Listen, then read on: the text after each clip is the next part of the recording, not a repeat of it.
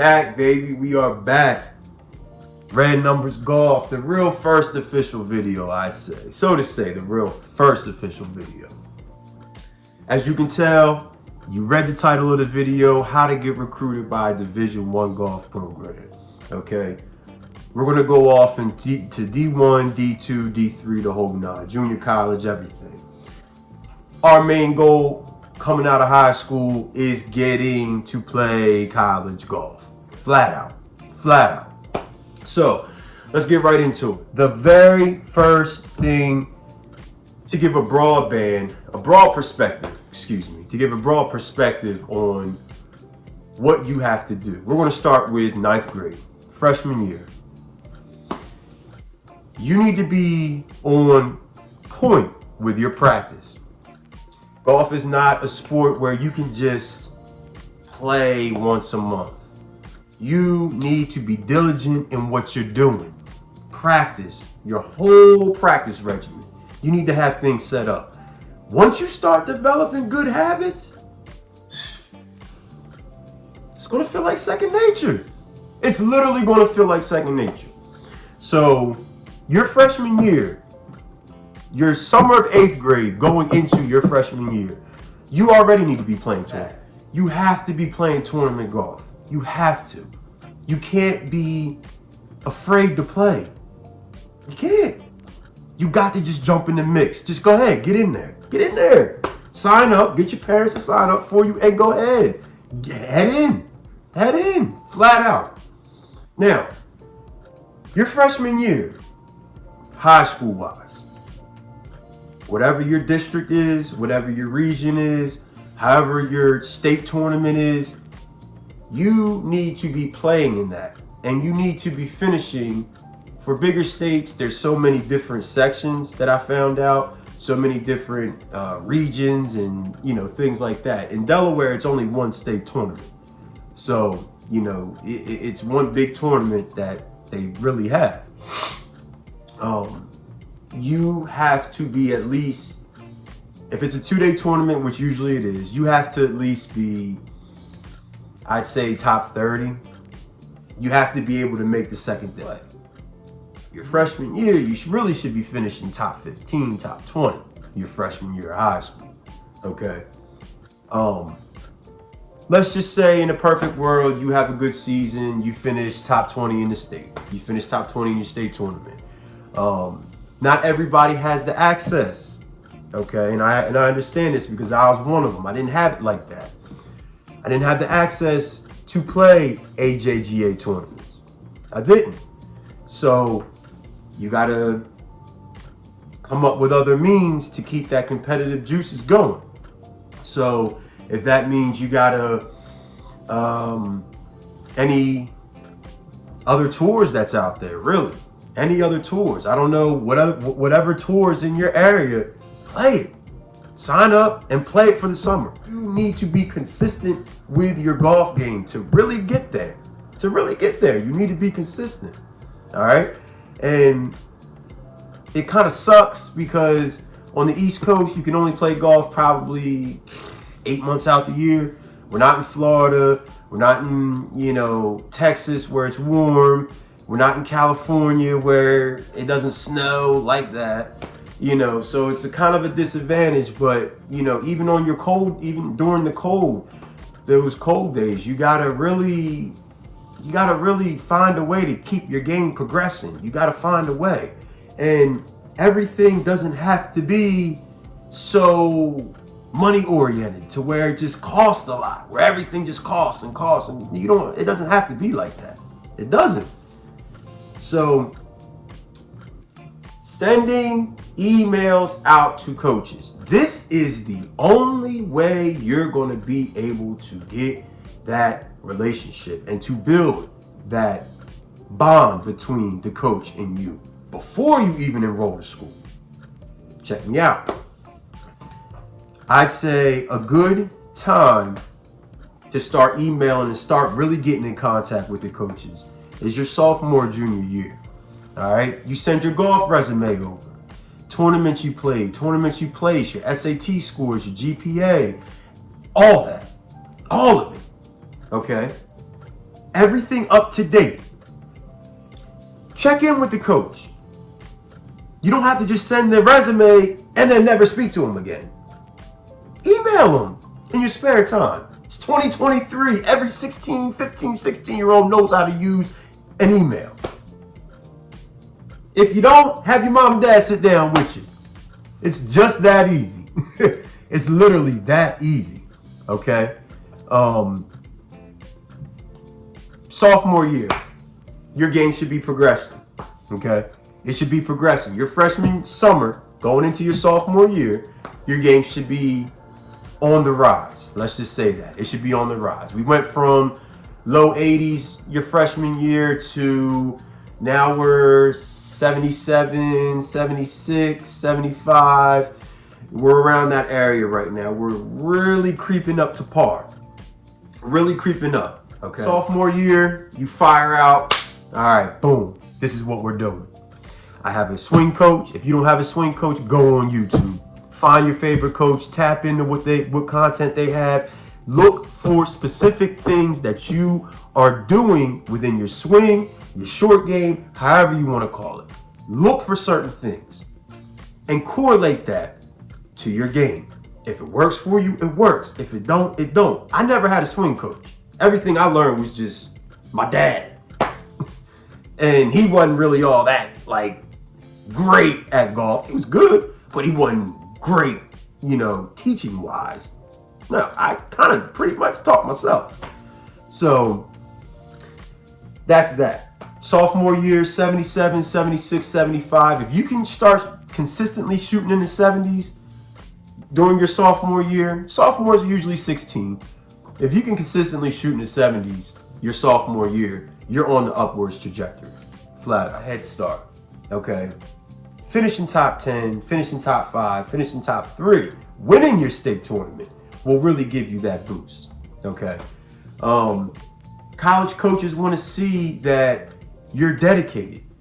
Okay. If you got to write a letter explaining the reason why you want this, why you want to play on the team, what you are setting out for when you come to the school. Okay. Giving them your report card, giving them a copy of your report card. Okay. Progression. Here we go. The progression. Let them see. It's not going to kill you. It's showing the coach that you have interest, that you really want it. You really want it? Do it. Don't BS it. Do it. Now,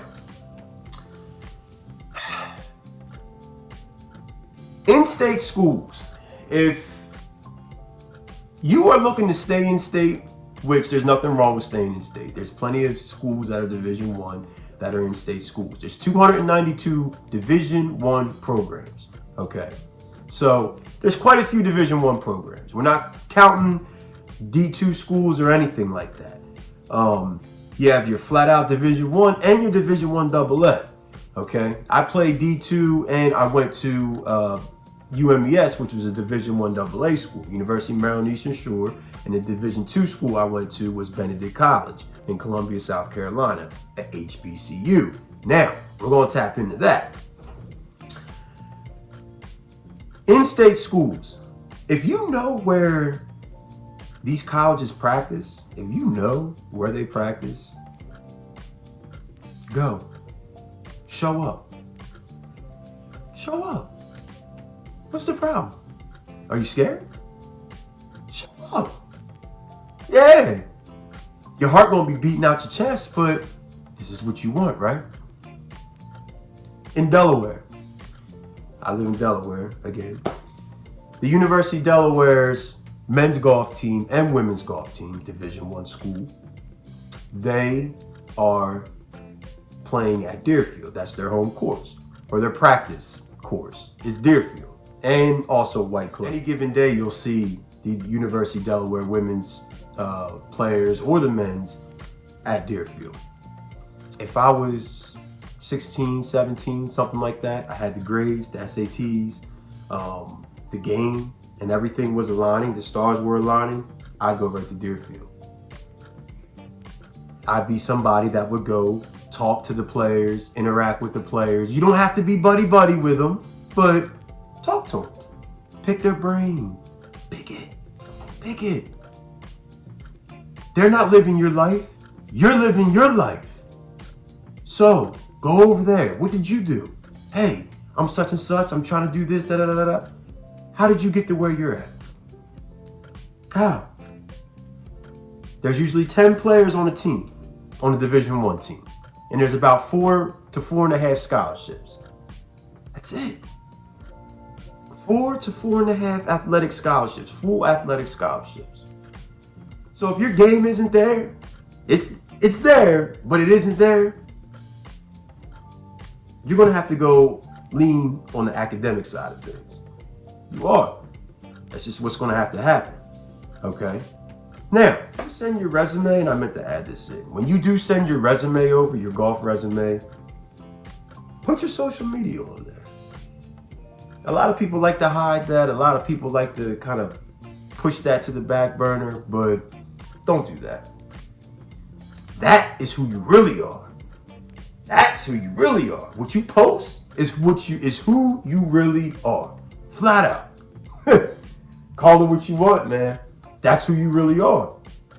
So, make sure you're not on there drinking. You're not on there smoking. You're not on there doing anything negative. Make your social media be about golf. All about golf. All about golf. Highlight your game on your social media. Everything you need to see, coach, is right here. Perfect. That's how you go about it. That's how you build that trust. Because the coaches know what Instagram is. Oh yeah. Coaches know what Snapchat is. Oh yeah. Oh yeah. We in a day and age where everybody knows everything. Yeah. I'm telling you now. Where your game should be. Your junior year. The practice should be ingrained. There should be a regimen. You should be waking up every day, whether it's before school, you go to the course. Yes, I know school starts at 7 o'clock in the morning. Wake up at 5:30, get an hour in. Get an hour in of putting. What's wrong with that? What's wrong? Do you want it? Do you want it? Oh, okay. I don't know. I don't know if you want it that bad. I don't. I'm just sitting in my apartment. That's all I know. I'm just sitting in my apartment trying to give you guys some advice. Do you really want it that bad? I don't know. But I know your junior year, you need to be on point. You need to be right at par. You need to be shooting par. You need to be shooting par, or you should be breaking par at this point in time. Now, this is just to go Division I. This is to go D1. All right? You need to be breaking par by your junior year. Senior year, you should be smooth sailing. You should be smooth sailing. With those coaches from your freshman and sophomore year, should be solidified. Should be solidified. You should be reaching out. I don't care. Annoy them. Email them back to back. Call them. Now, this is when things get a little tricky. Because let's just say your game isn't all the way there. Let's just say your game isn't all the way there. Okay. You go into your senior year, you're shooting 74, 75. What's wrong with a Division II school? What's wrong with that? I don't see nothing wrong with that. HBCUs, historically black colleges and universities. What's wrong with that? They have golf teams. You have a better chance of making it with a lower scale school. There's nothing wrong with that. You're still playing college golf against decent players. Don't sell yourself short. That's not selling yourself short going to a Division II school or a D3 school. It's not selling yourself short. You may not get a scholarship. You may not. But that's what we're aiming for, but you may not get it. So be realistic with where you're at in your game. Be realistic with where you're at with your academics. Be realistic. If you're a C average student and you have a 2.6 GPA and you're shooting 78, 79, going to an HBCU wouldn't be that bad. It wouldn't. Try it out. I went to Benedict College, Division II school, Columbia, South Carolina. I stayed for a semester because I didn't have the means to stay there, but I made the team. You know, I made the team. And I could say I played college golf. They went away with the program. I just found this out maybe like last year, the year before. They went away with the golf program. They cut the program. You know? And it's a shame, but, you know, that's what it calls for sometimes. But you can't let that deter what you really want to do. After Benedict, I went to University of Maryland Eastern Shore.